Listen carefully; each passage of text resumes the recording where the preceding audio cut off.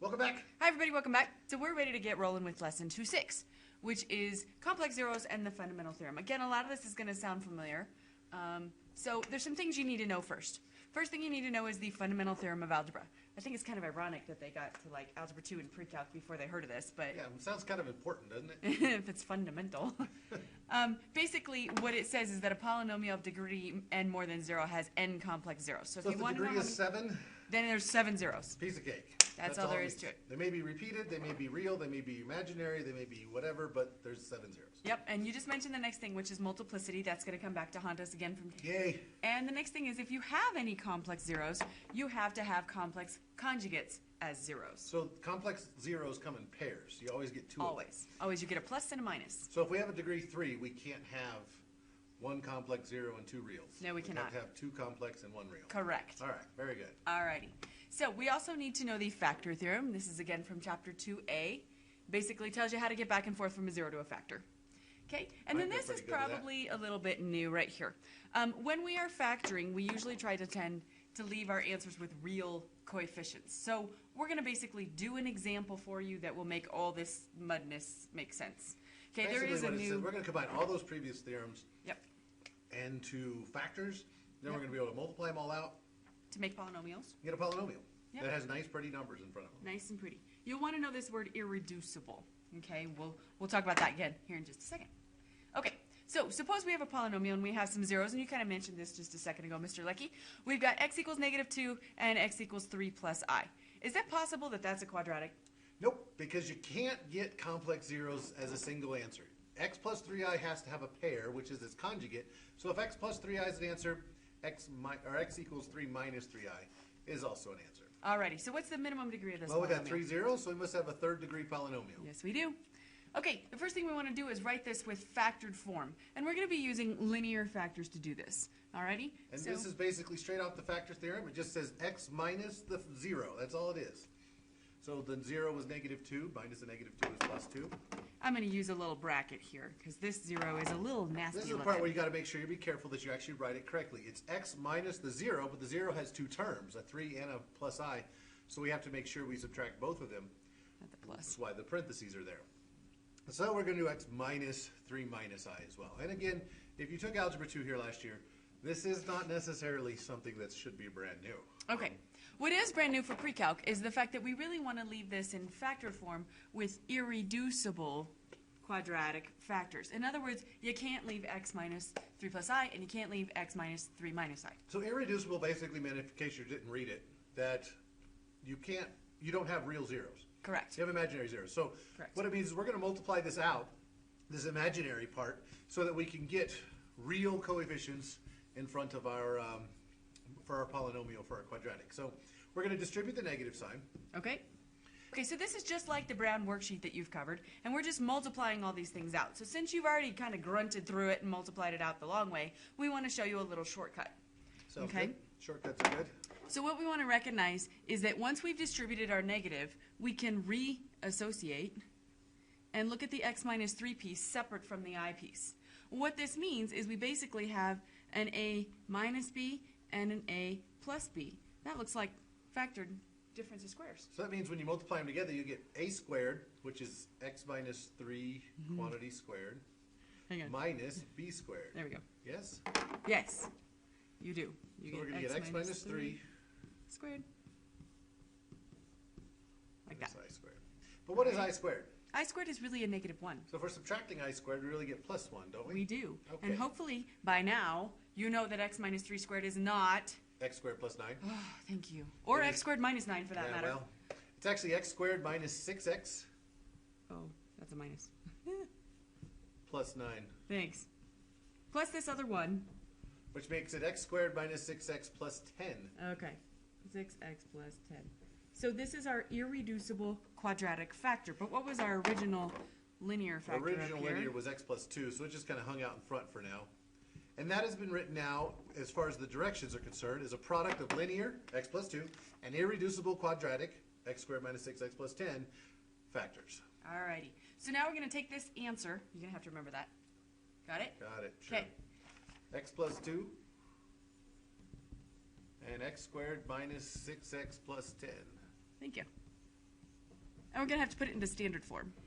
The standard form means we just have to multiply it all out one more time. All Just right? a whole bunch of distributing. So distribute, distribute, distribute, draw some boxes, do whatever you have to do to make sure that you can multiply this together. Apparently Push I a can't little because I harder. can't read my writing.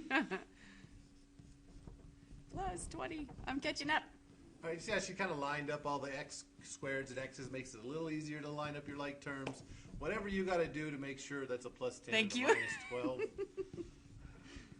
The All right. board's a little off. And there's our standard form. So in the last chapter we started with this and we had you find We all got the it right. zeros, right? Yes, we did. And now we're just giving you the zeros and having you find the original problem. Easy. Just wanted to show you that little shortcut. Okay? Alrighty, so now that we've gone from the zeros to the polynomial, can we go from the polynomial back to Zeros. Zeros, of So we're course going to we do the can. same basic thing, but this time we might I'm come gonna out let with you some, write. some complex zeros. Is that what you're telling me? Yep, you write a little faster. All right, than I so do. rational zeros. would We're be going to the have the P over P Q and the thing, Q. right? So Q is just 1 times 3, and P is going to be 1 times 20, 2 times 10, 3 doesn't work, 4 times 5, and there's my factors of P. So I got to put all of these over both of those. Yep. So let's go plus or minus 1 over 1, plus or minus 2 over 1, plus or minus 4 over 1, plus or minus 5 over 1, plus or minus 10 over 1, and plus or minus 20 over 1. And then I have to put them all over 3, so I'm going to go ahead and use this as a continuation down here. We got plus or minus 1/3, plus or minus 2/3. And it doesn't matter the order in which you list these. You notice Mr. Leckie took all the P's over 1, and then he took all the P's over 3.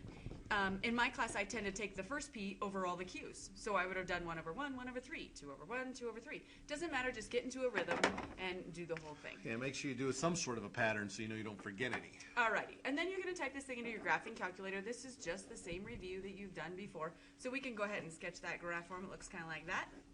Yeah, it's not going to show up fourth over there. power. What's it look like? It crosses it. Looks like it crosses at -4, and somewhere a little bit past 0, maybe at 1/3. Oh, well, that's a pretty cheesy picture. Beautiful. So this is kind of unknown at the moment. It is.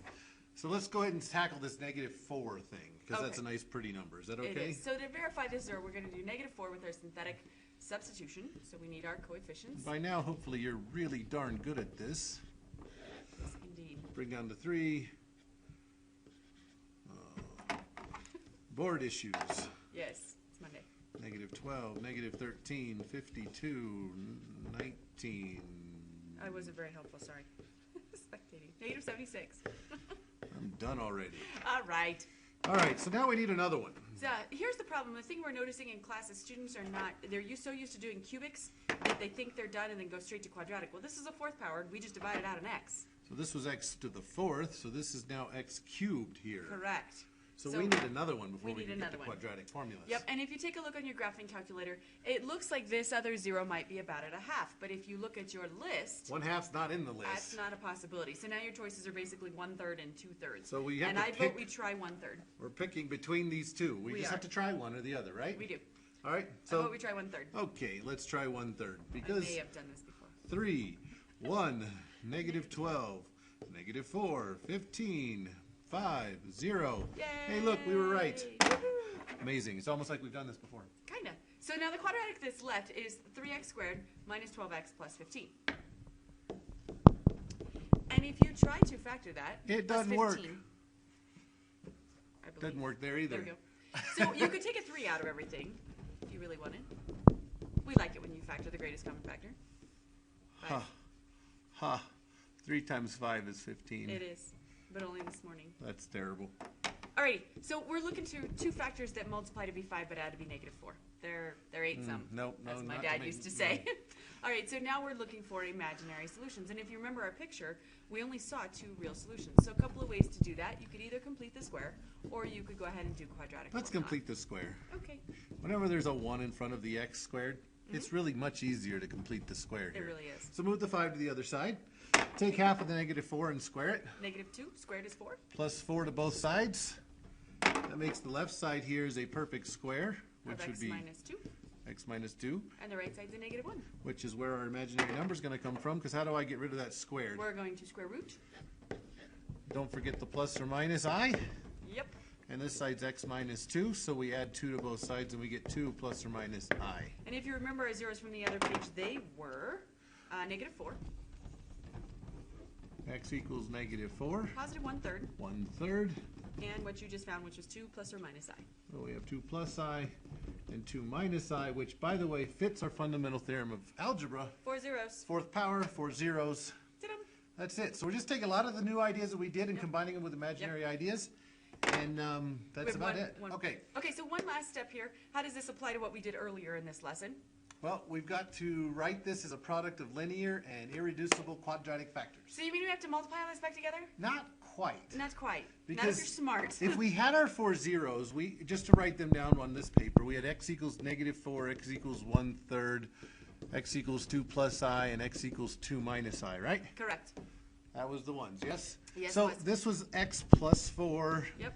This would have been like x minus 1/3, if It you would. will. It Okay? This there was a 3 involved in that other thing. We'll take care of that in a minute. There was. There was an x minus 2 plus I, and then there was an x minus 2 minus I, okay? But those last two came from the last factors we just did.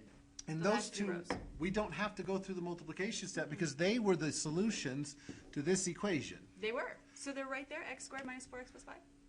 X squared, and don't forget about this 3. We'll talk Yep. about that in just a second. But this part's going to be x squared minus 4x plus 5. This will make x minus 1/3. That's the worst 1/3 ever written known to man. And this is x plus 4. Why did I have you right? If you multiply all that out, notice that we get x times x times x squared. That's our x to the 4th. We wanted, though, 3x to the 4th to start with. We did. And that 3 kind of got ignored when we took it out here. Right, so, So, it's still in there somewhere. We're going to just stick it here. Is that okay? We could do that. The other thing we could do is I have a lot of students, instead of writing x minus 1/3, they're writing 3x minus 1. Recognize that the 3 is already built in if you put it as 3x minus 1. So that 3, if you just simply distribute it as well, would just end up being that. It would, and then you would have x squared minus 4x And so plus 5. both of these are acceptable. As long as you put a y equals or an f of x equals in front of them. Because I'm a little picky. My students are laughing right now. Alrighty, that's it. We just wanted to point out to you that that irreducible quadratic really is built in there. Fair enough. All right, Piece we'll of see cake. you.